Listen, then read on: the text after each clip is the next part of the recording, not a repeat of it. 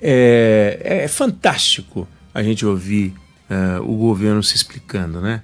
O governo, foi este governo, esta Polícia Federal que descobriu o caso Master. Foi este governo, esta Polícia Federal que descobriu o caso INSS. Perdão. O caso INSS, o roubo dos aposentados, foi descoberto pela Polícia Federal, apesar deste governo.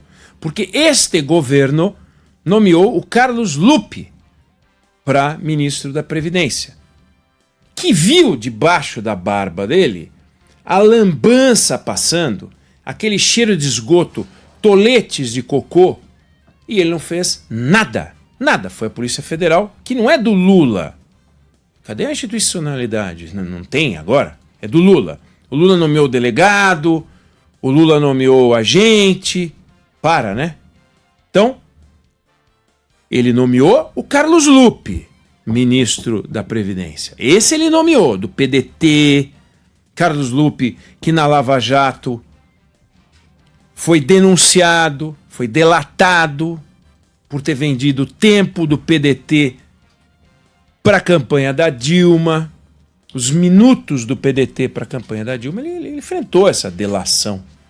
E aí o Carlos Lupe virou ministro da Previdência. Aí explodiu a Previdência.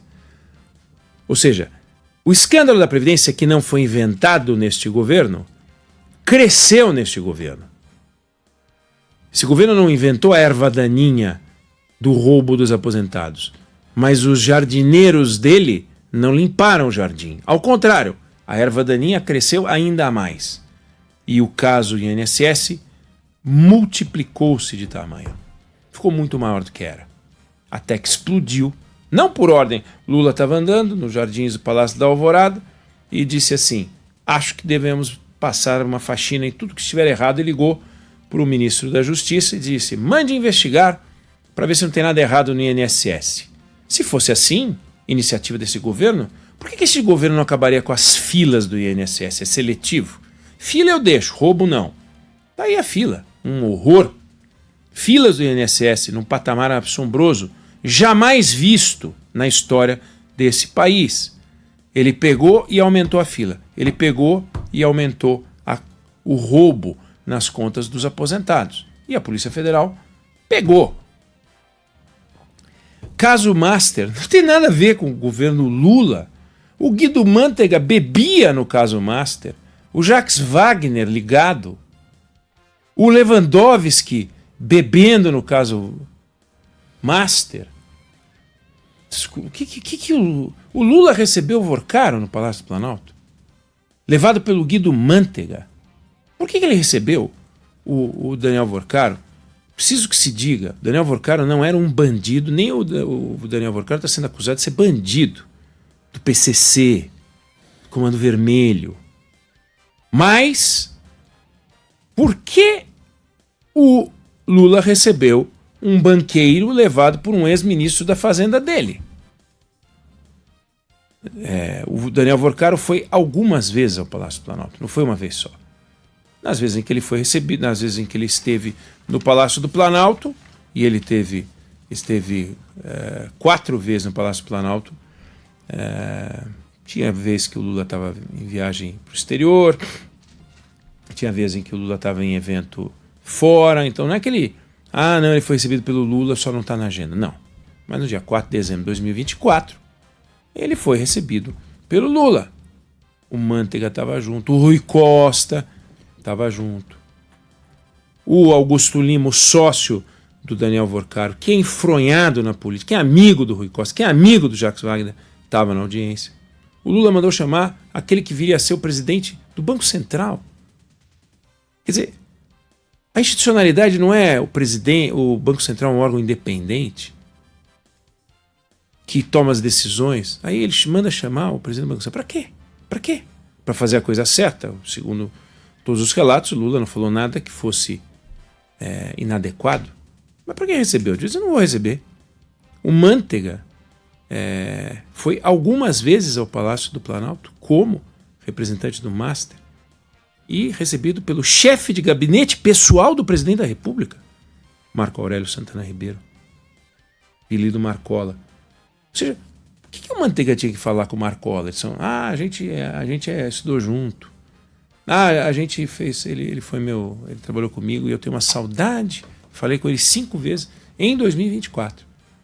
Duvido que o Guido Mantega fale com seus melhores amigos, visite 5 vezes num ano. Mas visitou no Palácio do Planalto 5 vezes o chefe de gabinete pessoal do presidente da República. Lewandowski com seus 250k mês, Guido Mantega com R$1 milhão mês, Jacques Wagner indicando o headhunter de contratos do Lewandowski, do Guido Mantega, do Rui Costa. E aí o Palácio do Governo não tem nada a ver com essa história. Espero que não tenha. Acho que não tem. Torço para que não tenha. Agora, a Gleisi Hoffmann falar que essa história não atinge o governo, essa história atinge o governo. Essa história é ruim para o governo. Todo mundo tentou mamar nas tetas do Master. Todo mundo arrancou um dinheirinho do Daniel Vorcaro. Agora ninguém tem nada a ver com isso. Eu fico perto do dinheiro do Vorcaro e longe do Vorcaro. Eu quero o dinheiro do Vorcaro no meu bolso e quero o Vorcaro lá longe. Na Papuda, Presidente Bernardo, sei lá, onde for. Longe. Com tornozeleira. Eu quero... Como é que chama aquele documento que a gente pede para não ficar longe? Que você pede para a polícia te dar um documento para a pessoa não poder se aproximar de você? Medida protetiva? Medida protetiva. Eu quero uma medida protetiva contra o Daniel Vorcaro. Não tenho nada a ver com ele. Nego ele 3 vezes. Mas o dinheirinho dele no meu bolso, né?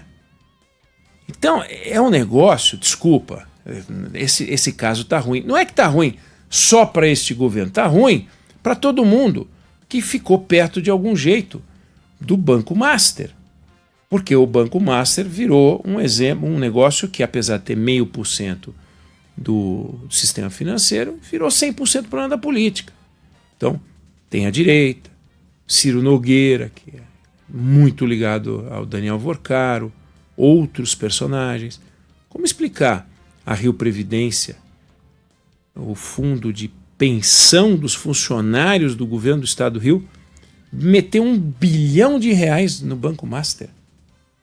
Como explicar? Se tiver uma explicação, que seja dada. Como explicar que o fundo de previdência do governo do Amapá meteu uma bica no Banco Master também? Então, veja, se o negócio do Rio fosse tranquilo, não teria operação da Polícia Federal em cima do pescoço de dirigentes e as dirigentes da Rio Previdência. Então, esse caso ficou um caso enrolado, com advogados criminalistas peso pesados, muitos advogados que estão na volta do Daniel Vorcaro, porque ele tem um grande problema. Tentou se aproximar do poder o máximo que pôde para ganhar musculatura, conseguiu, e agora todos os poderosos que ele remunerou, homenageou, transportou, deu bebida à cara, deu presente bacana, todos esses caras agora olham para ele como se ele fosse leproso. Então o Daniel Vorcaro agora é um leproso. É próprio dessa turma que quando vê uma oportunidade se agarra. A gente viu isso na Lava Jato. Na Lava Jato é assim, a quantidade de gente que corria atrás das empresas para achacar, para assaltar, para prestar consultoria. O diabo, uma quantidade enorme de... E daí depois, quando bichou, era todo mundo falando das empresas como se elas fossem organizações criminosas, que não eram. É um escândalo classificar uma empresa, como eram as construtoras, como organizações criminosas. Elas cometeram crimes. A organização criminosa é aquela organização que se reúne, é montada para a prática de crimes. Dizer que a Odebrecht, que a Andrade Gutierrez, que as grandes construtoras desse país eram organizações criminosas, é uma simplificação, é uma empulhação, é uma enganação. Para quê? Porque daí você bota mais 8 anos no lombo de alguém, que é o que pode acontecer agora com o Daniel Vorcaro. Organização criminosa, quer dizer, ele não montou um banco que deu errado, que fez gestão temerária, que fez até gestão fraudulenta, que cometeu crimes. Tem vários sinais de que cometeu crimes. Agora, ele era o chefe de uma organização criminosa. O banco não era um banco? O banco não tinha cliente? O banco não tinha? Não tinha? Então por que os outros bancos distribuíam os papéis dessa organização criminosa? É um negócio muito esquisito. É muito esquisito. Ele vai comer o pão que o diabo amassou. Lutou como pôde para se aproximar do poder. O poder lutou como pôde para poder arrancar dinheiro do Daniel Vorcaro. Agora que arrancou o dinheiro do Daniel Vorcaro, vai arrancar os anéis dele e ele com a tornozeleira por enquanto. Vamos ver o que vai acontecer.